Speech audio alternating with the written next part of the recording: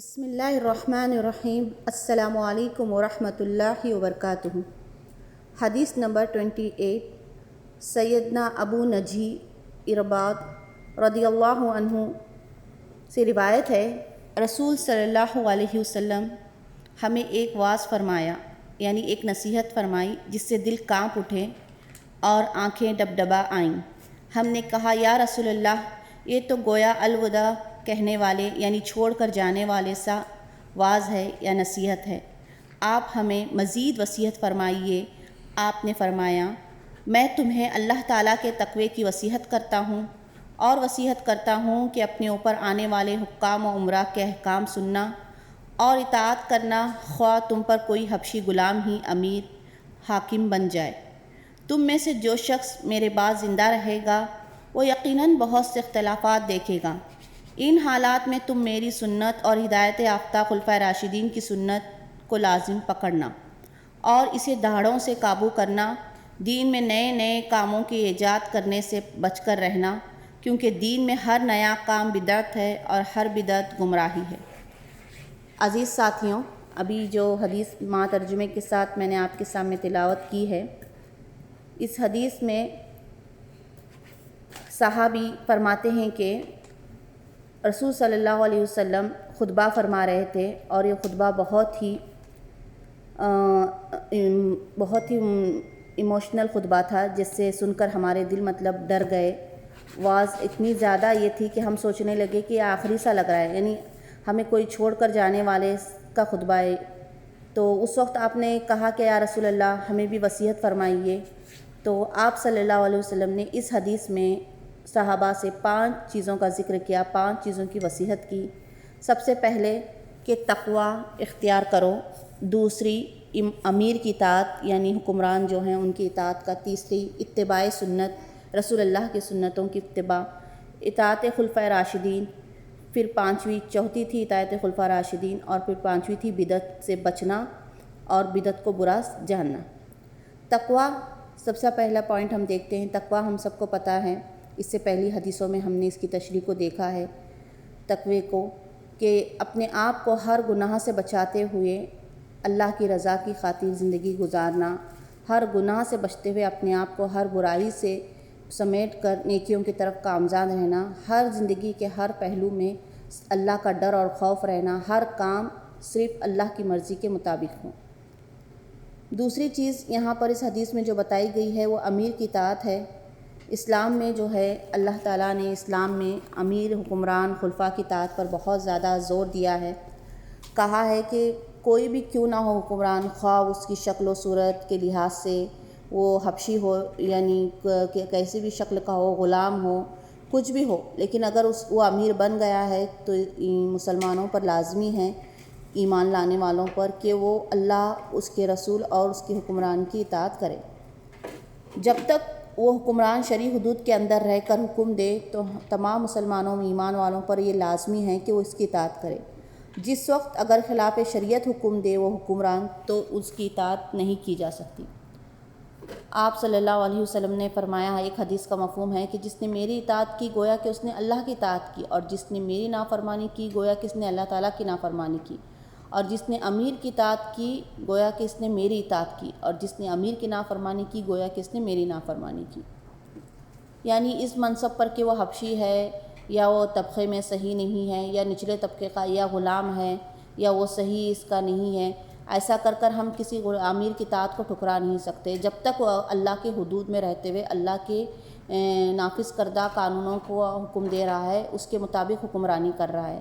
جیسے اگر کوئی اللہ کی نافرمانی ہوتی ہے، مخلوق کی اطاعت روا میں، یا اس کے خلاف کوئی حکم دیا جاتا ہے، خلاف شریعت حکم دیتا ہے امیر حکمران ہمیں، تو ہم اس کے بات کو نہیں مانیں گے۔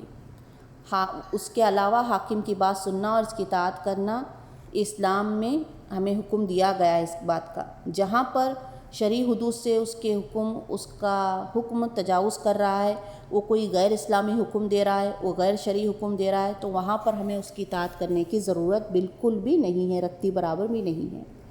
اور اس کے بعد تیسری بات جو ہم نے دیکھی کہ اتباع سنت یعنی سنت کی پیروی کرنا، یہ ہم تمام کو پتہ ہے، پچھلی حدیثوں میں بھی ہم نے اس کے بارے میں پڑھا ہے کہ رسول اللہ کی سنتوں کے مطابق اپنی زندگی کو گزارنا، ان سنتوں کی پیروی کرنا، یہ ہمارے لیے لازم اور ملزوم ہے۔ پھر اس کے بعد خلفائے راشدین ہم جانتے ہیں ان کی اطاعت، یعنی خلیفہ کی جمع خلفہ ہے، اور یہ 4 خلفائے راشدین مشہور ہیں جو ہم جانتے ہیں۔ تو یہاں پر چنانچہ اس بات کو کہا جا رہا ہے کہ ان کی بھی اطاعت، یعنی انہوں نے جو حکم دیا ہے اس کے بعد ہی صحابہ ان کی جو اطاعت تھی، جس طرح سے انہوں نے خلافت کی، ان کی اطاعت کرنے سے مراد یہ ہے کہ وہ رسول اللہ کے طرز پر ہی پلے بڑے ہوئے تھے، رسول اللہ کو انہوں نے دیکھا تھا، انہی چیزوں کو اپناتے تھے۔ تو یہاں پر ان کی زندگیوں، ان کی سیرت سے ہم جو ہے سبق سیکھنا، ان کی زندگی جو ہے پوری طرح سے مکمل طور پر ڈھلی ہوئی تھی رسول اللہ کی زندگیوں پر۔ تو یہاں پر مراد یہی ہے کہ اطاعت سے کہ ان کی زندگیوں کو دیکھنا، ان کی سیرت کو اپنانا۔ پھر سب سے آخری بات جو کہی جا رہی ہے یہاں پر بدعت کی مذمت اور اس سے بچنا۔ ہمیں پتہ ہے کہ بدعت کو واضح بھی کر دیا، حدیث میں ہی بتا دیا کہ بدعت وہ چیز ہے، دین میں ہر اس نئے ایجاد کردہ کام کو کہتے ہیں جس کا حضور صلی اللہ علیہ وسلم کے دور میں کوئی وجود نہیں نہ تھا۔ حالانکہ وہ ایسی چیز ہوتی ہے کہ کوئی مانع اور رکاوٹ نہیں ہوتی اسلام میں، لیکن اس کا وجود نہ ہی اللہ کے کلام میں ملتا ہے، نہ ہی رسول اللہ صلی اللہ علیہ وسلم کی زندگی میں ملتا ہے، نہ ہی اس کام کو کرنے کا حکم آپ صلی اللہ علیہ وسلم نے دیا، نہ ہی اس کام کو آپ صلی اللہ علیہ وسلم نے کیا، نہ ہی آپ کے صحابہ نے کیا۔ اس چیز کو کہتے ہیں بدعت۔ جیسا اب چل رہا ہے، سمجھیے رجب کا مہینہ ہے، اب اس میں نئی طرح کی بہت ساری بدعتیں ہمیں دیکھنے ملیں گی جو نہ ثابت ہیں رسول اللہ کے دور سے، نہ جو ثابت ہیں کسی صحابہ نے کی ہیں، لیکن ہم کہہ رہے ہیں کہ نیکی ہے تو یہ کرنا ہے۔ تو کیا آپ بتائیے اس پر ہمیں ثواب ملے گا؟ نہیں، یہ بدعت ہے۔ جس چیز کو اگر کیا نہیں گیا اس چیز کو اگر ہم اپنی طرف سے کہہ کر لیں کہ ثواب ہے تو یہ ثواب نہیں ہوگا، یہ بدعت کہلائے گی۔ اسی طرح اگر ہم کہیں کہ نمازیں اتنی ہی نہیں، میں اور یہ نیکی کا کام ہے، میں اور نمازیں پڑھوں گا، اس میں اور نمازوں کو عطا کروں گا، میرے لیے نمازیں میں ساری نمازوں کو عطا کروں گا، مجھے ثواب ہی ملے گا بہت سارا اگر وہ نمازیں ہی پڑھتے رہے، تو کیا یہ صحیح ہے؟ نہیں، میں 4 رکعت کی جگہ 10 رکعت پڑھ لوں گا، ظہر کی اتنی نہیں، مجھے لمبی چاہیے، میں 5 رکعت کر لوں گا اسے۔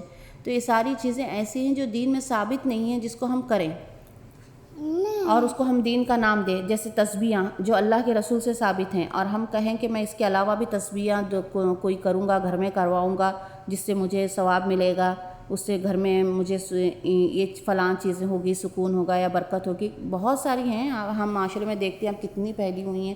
یہ تو ہم بظاہر تسبیح ہے، اللہ کا ذکر ہی ہے کرا رہے، لیکن ہم نے اس میں شرط رکھ دی کہ 1000 بار کرو تو 1000 بار کرو، اس طرح سے ہو جائے گا، آپ کو 1,00,000 بار کریں گے تو اس طرح سے ہو جائے گا۔